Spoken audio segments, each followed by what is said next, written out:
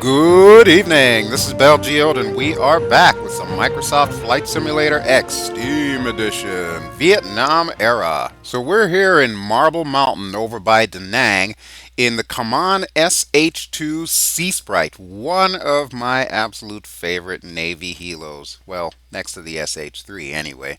This particular model is by Virtavia, so you know what to expect once we get into the cockpit. Speaking of which, let's do that right now. Now, as usual, I'll be giving you the history of this aircraft as it pertained to the Vietnam era. But you can take a quick look around and see that things do look different here. Virtavia did something different with this helicopter. They actually used 3D modeled instruments instead of the usual Virtavia fare. Alright, let's go ahead and get her started here. There we go. I love those little flaps on the rotor blades there. Alright, radios are up. Throttle is up. Okay. Alright, now let's go ahead and see if we can get some lights up and running here. Alright, that's all the exterior lights. And we'll turn on our little radar display in the center, which honestly probably would not have been there in the initial models back in the Vietnam era, but it just looks so cool that I can't do this episode without it. Alright. We might want to close our door while we're at it here. Our co-pilot, even though you can't see him, has already closed the door on his side, so we're good to go there. Okay, so we've got all the mail and supplies we need for the Kitty Hawk and the Constellation, so let's go ahead and get back out there. Alright. Oh, I should show you some of the exterior views that I've done here, so let's go ahead and cycle through this real quick. Of course, you know, just about all the add-ons that I get, I have to have certain exterior views. But some of the views that you're looking at here, I really liked. Some of them are default Virtavia views. I just had to add like a couple of things here and there. All of this stuff that you're seeing comes with the Seasprite when you get it. Except for this upper view here, this top-down view, and these views here I had to add as well. So I've got one for either side, which might come in handy. Alright, we're going to stick to this one here, and let's go ahead and take off and head back out to the Kitty Hawk. And then as soon as we start moving, I'll give you the history of this aircraft here. Alright, collective is coming up now. Got to be real careful, this thing can get squirrely. Okay, here we go. We are going airborne. Nice liftoff. Alright, now before we start backing into a hangar or something like that, let me go ahead and put the gear up and pitch the nose forward. Okay.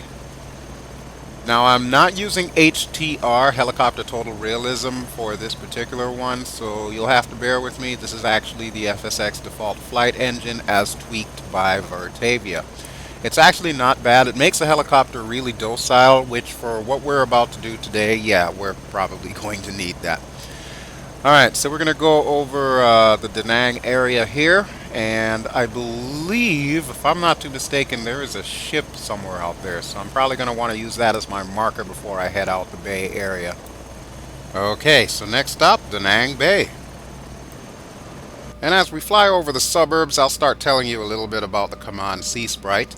It had its first flight on the 2nd of July, 1959, and it was introduced as the HU-2K-1. Yeah, that's a catchy name.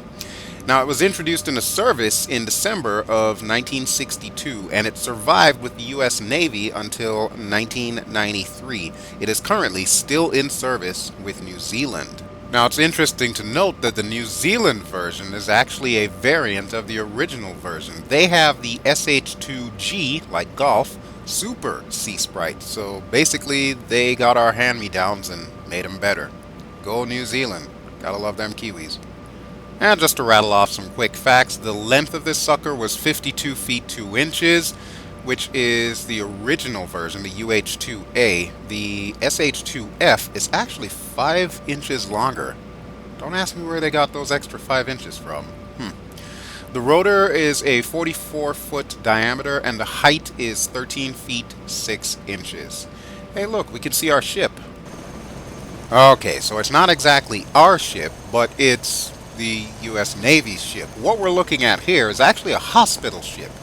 If I'm not too mistaken, I believe it is the Mercy, the USS Mercy. So we'll get a closer look here. We'll overfly it. I am also going to be really careful because I'm pretty sure there's going to be some traffic coming out of Da Nang Air Base, so we'll have to keep an eye out for that as well. Alright, so let me give you some more stats here. Now this thing is powered by a General Electric T58 GE8B turboshaft producing 1,525 horsepower. The modern equivalent, the 2F version, has two of these upgraded suckers in there. Now I want to call your attention to the center screen here on my instrument panel. You'll see my airspeed indicator has a red line over by 150 knots. That's our VNE speed. We do not exceed that speed, otherwise things get really bad really quickly. So you're probably scratching your head and going, well, Bell, what is our cruise speed?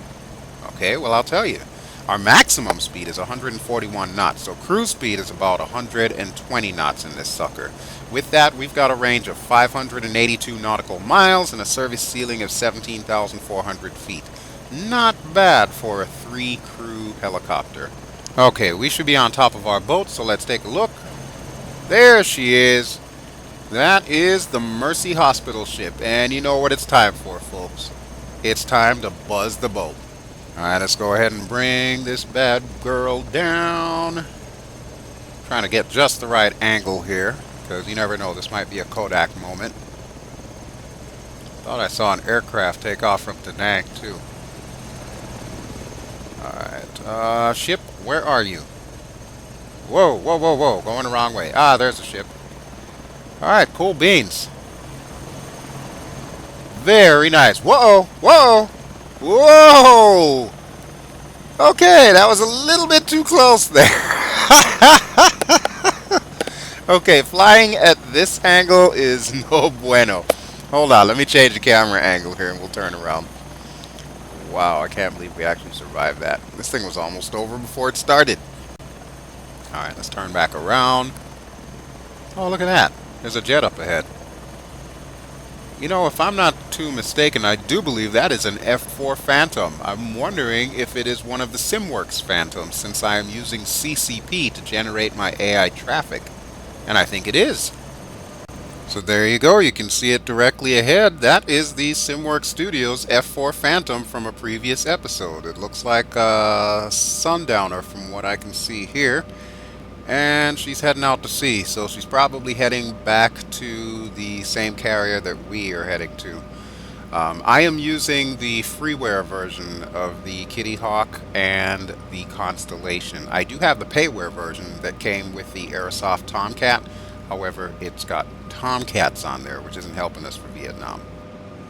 And by the way, if you look straight ahead, you will see our carrier battle group there. There's about 4 destroyers escorting 2 carriers, and they are currently in recovery configuration. But I digress. Let's get back to our story here.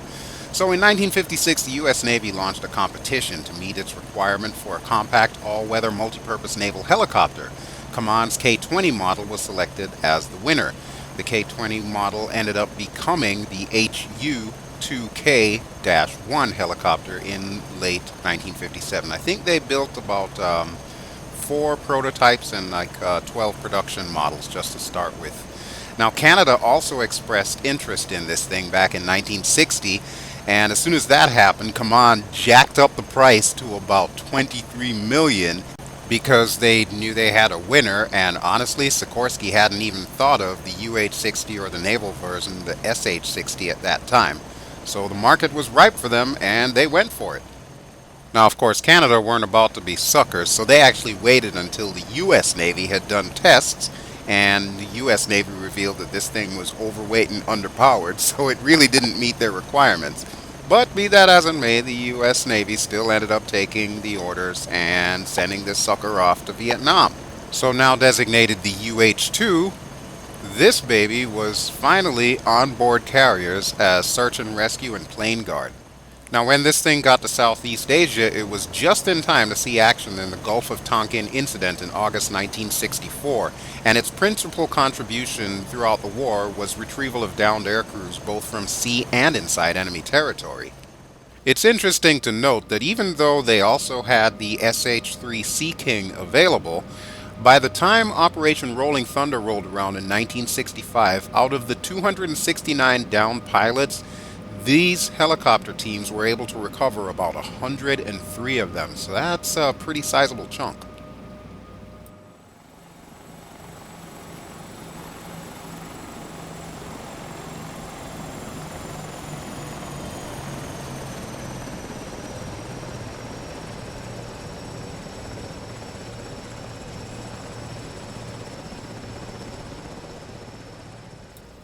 Truth be told, even though this helicopter excelled as a SAR platform, it really couldn't replace the SH-3 Sea King, so it wasn't until the 1970s that they decided to convert some of these UH-2s into SH-2 and give them a new assignment, that being anti-submarine warfare. So you'll notice on the bottom of this helicopter the next time we look outside here that there's a yellow thing just under where we're sitting right here. That is going to be what they were using for the actual ASW, or anti-submarine warfare. And it's tied in with that nifty little radar display that you see in the center there. Alright, I don't see any more air traffic. I don't know where our Phantom went, but I do see the carriers. So let's go ahead and drop the gear in preparation for landing, and then we will hang a left here and turn towards our pattern for carrier landing. I should also mention that because this helicopter was a bit more compact, it wasn't ideal for aircraft carrier usage, so when that got phased out, it actually became one of the first ASW helicopters capable of operating from vessels other than aircraft carriers. It would be most commonly found on destroyers and frigates as part of the whole anti-submarine warfare program. Now for today's story, we took off from Marble Mountain with some supplies for both carriers, as well as some mail that we managed to pick up. So we're going to drop it off on a Kitty Hawk, and then we're going to head over to the Constellation, which you can see is a little bit further out, and we're going to drop off the mail there. Should be fun times, as long as we don't get plane guard, because I really don't feel like being stuck in the air for like hours at a time going at about 35 knots. Alright, so let's go ahead and contact the Kitty Hawk and see if we can get clearance to come in. Mother Seahorse 3, request permission to land. Seahorse, Mother, you are cleared to land on elevator 4. Copy that, elevator 4. We are turning to final. Oh, and by the way, folks, our co-pilot slash TACO today will be Wild Bill from Texas, and our sensor operator is Ripcord, so he's in the back there. Oh, and in case you're thinking this helicopter was all bark and no bite, there was one version of this that was popular during the Vietnam era, which was a combat search and rescue version, the HH-2C. Now that puppy boasted a minigun in a chin-mounted turret and two waist-mounted 7.62mm machine guns, making it pretty fierce.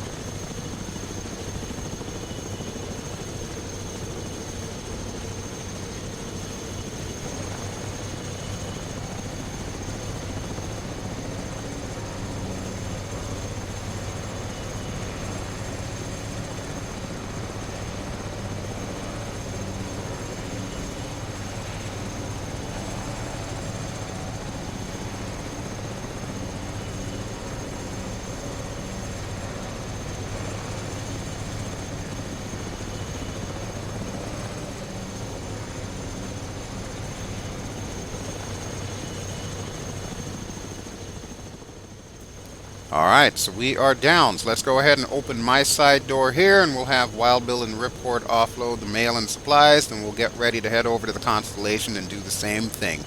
So, we will be back in a few short minutes. Well, in your case, a few short seconds. Alright, boss, we are ready to go. Thank you so much, Wild Bill. I'll go ahead and close my door and we'll get out of here. Mother, Seahorse 3, request clearance to takeoff. Seahorse, Mother, you are cleared for takeoff. Roger that. Taking off now. Okay. So it's just a hop, skip, and jump to the Constellation, and if you look, you can see the little thing that I was talking about earlier underneath the helo. Alright, let's see if we can back up here without hitting anything. Not too shabby, not too shabby. Okay. We're going to leave the gear down because we're really only going right over there. So let's see if we can line up behind the Connie, and we'll go ahead and bring it down pretty much in the same exact position as we did before. We should probably also call them to get clearance. So Wild Bill, would you care to do the honors for me, please, sir? Charlie Victor 6-4, Seahorse 3 inbound to land. Seahorse 3, you are cleared to land. Bring her down on elevator 4. Well, I called that one. Looks like we're coming down on elevator 4 again. Alright. Let's see. We probably should start turning now, as well as losing some airspeed. We'll pull the nose up just a touch here, because I want to fall behind the carrier here, off at an angle, and that way we can just drift our way in. Alright, guys. Prepare to land.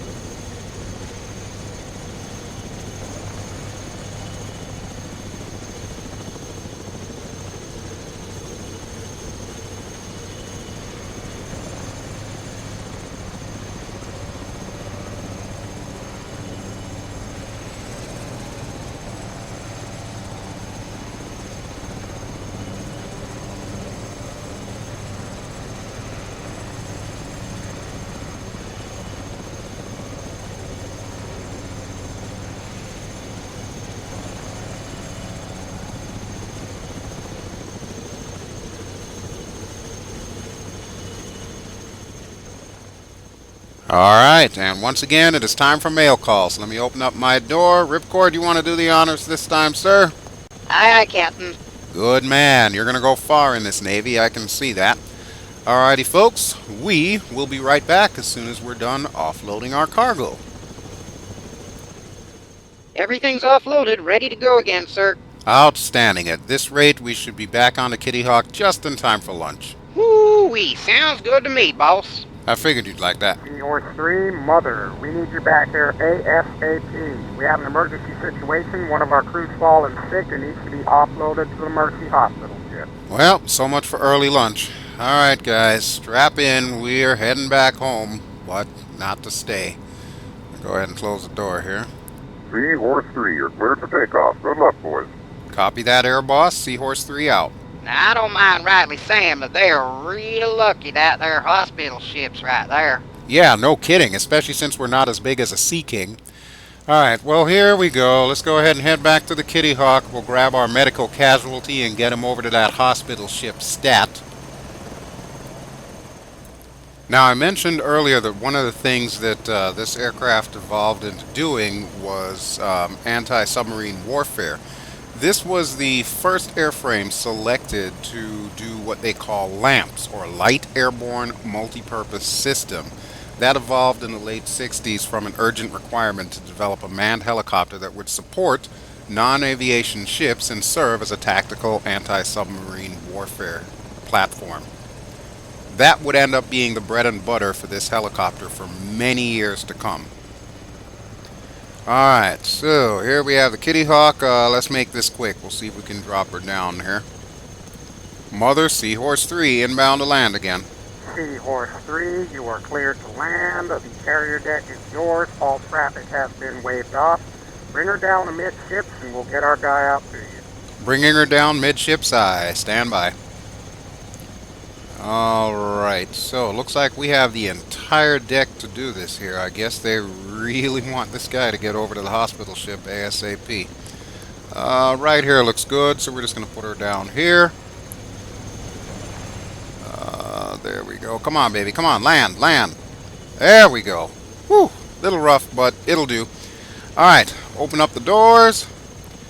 And here comes our Navy guys now with our casualty. So, clear some space, boys. We got company coming on board. Roger that, boss. He's on board and we're ready, sir. Scuttlebutt is he got sucked into a slough engine intake when he was working on a hangar deck. He's in pretty bad shape, but he should be able to make the trip. Damn, that's horrible. Alright, Mother, we are taking off. Godspeed, Seahorse 3. We'll see you when you get back. Alright, boys, we know what we gotta do. Whoa! There goes that Phantom again. Alright, I'm gonna go ahead and bring the gear up, and we're gonna put this thing into sprint mode there. I'm guessing that Phantom is none too pleased that he's gotta go around. Well, now he can just go pound salt. This is more important.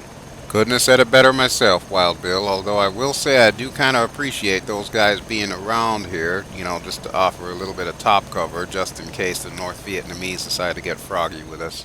In any event, folks, with not much real estate on board, this kind of an odd job was definitely not something that the Seasprite would normally see. But it is still something that had to be done, so if that's what you got as an option, you gotta do it. Alright, now our hospital ship is directly ahead, and my big plan is we're gonna sneak in on the left here and then swing around to the right and come down on the landing pad. Now the landing pad is actually more to the fore of the front of the ship, closer to the bow. We're gonna have to get past this superstructure here, which could prove to be a little bit of a challenge considering this ship is kind of bulky looking. But we're going to make it work. Alright, let's concentrate here and figure out what our best approach is going to be. Okay, yeah, I think I figured out how we're going to do this. So, let's see if we can get down on this deck. Wild Bill, I'm going to need you to be my eyes on that port side there. Sure shooting, boss. Thank you.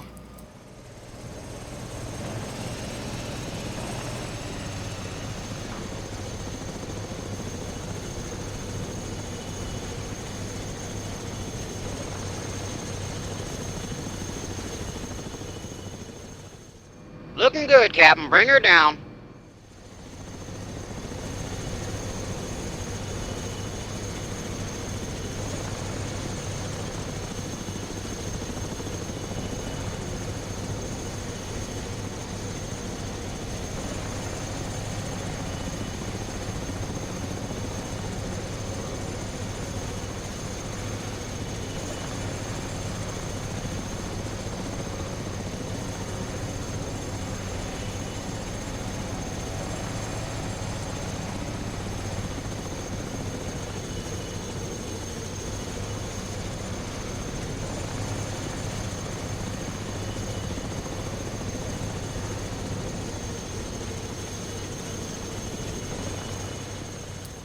Alright, a little bit more of a rolling stop than I would have liked, but let's go ahead and get them offloaded.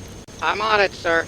That's the hazard of working around planes like the A-7 Corsair or the F-4 Phantom or even the F-14 Tomcat or the A-6 Intruder. Those intakes are so large that they can literally suck a man in. That is not a pretty sight, let me tell you. But it's a good thing our hospital ship was right here. Ready to go home, sir. Well, you don't have to tell me twice. Strap in, boys. We are heading back home, and I think we can still make that lunch. I ain't never thought I'd be glad to see the inside of that mess hall. Yeah, Navy food isn't the best, but considering we've been working all morning, I think we've worked up enough of an appetite before we have to go out in the afternoon. You will hear no complaints from me, boys. But I do hate to be the bearer of bad news. After we're done with our lunch and everything, we are stuck on plane guard duty for the next 5 hours. So eat up. Well, shoot. Oh, man. I don't want to hear it, boys. This is why we joined the Navy. It's not just a job, it's an adventure.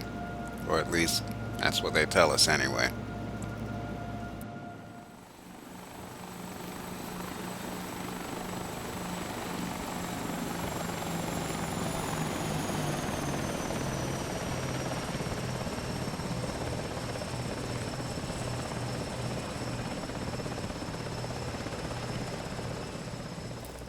Mother, this is Seahorse 3. Package has been delivered. We are inbound to land. Seahorse 3, Mother, you are cleared to land. Just like before, bring her down on elevator 4. You have clearance to power down, and you've got about an hour before you've got to head back out.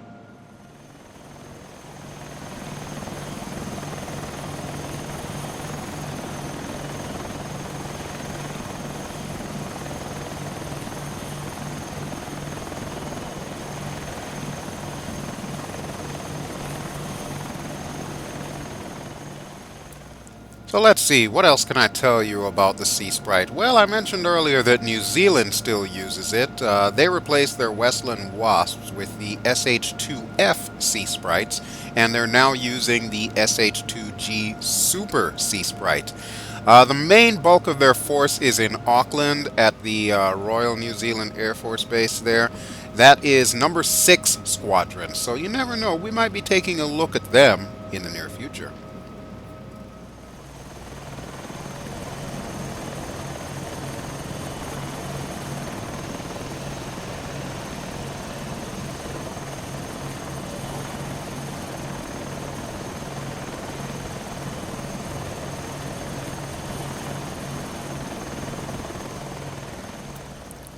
And as we bring this bird in, I should tell you one of the reasons why I decided to do this particular helicopter for this episode. When I was at FlightSimCon a couple of weeks ago, I actually saw one of these things up close and personal, and I was really impressed with it. So I'll probably be showing some pictures, and I did take some footage at some point in time. I'll put that up, hopefully not too long from now. Okay, but we are just about in position, so let's see if we can get this bird on the deck, and we will call this episode done. For those of you eagle-eyed in the audience, you may have noticed every time we come in for a landing, I've been using a different camera angle. Well, for this last landing, I think what I'm going to do is I'm actually going to land it in the conventional manner that I would be doing if I were in this helicopter in real life, and that is from the cockpit. So let's go ahead and switch over to the cockpit cam. And we might as well lose all that airspeed while we're at it, because I do not want to overshoot this carrier. Alright, there we go. We're getting down there. We're about 70 knots. Let's pull up a little bit more. 40 knots. Whoa, man, that carrier deck comes up quickly. Holy crap. Alright, well there's our elevator, so we're going to line up with that. And low altitude warning light is on. So once again, this is a Virtavia helicopter. This is Payware, but if you would like to get it, it is relatively cheap. And one of the beautiful things about it is the fact that they don't use the traditional Virtavia design for the cockpit instruments. They're actually using 3D modeled instruments, which I think is really cool. So you will be seeing a little bit more of this helicopter as time goes on. Alright, I can't really see... Oh, wait, there it is. Yeah, I was looking for the left side of the deck there. Alright, there's the elevator texture. That's what we're looking for. Can't help but think I'm a little too far to the right, though. Oh, no, there it is. Alright, so we'll push forward just a touch. And we will drop her right about here. Perfect. Alright, we'll go ahead and open up the doors, and then we'll get set to turn everything off. And of course, I'm going to issue my thank yous to you. If you have enjoyed this episode, please feel free to give me a like.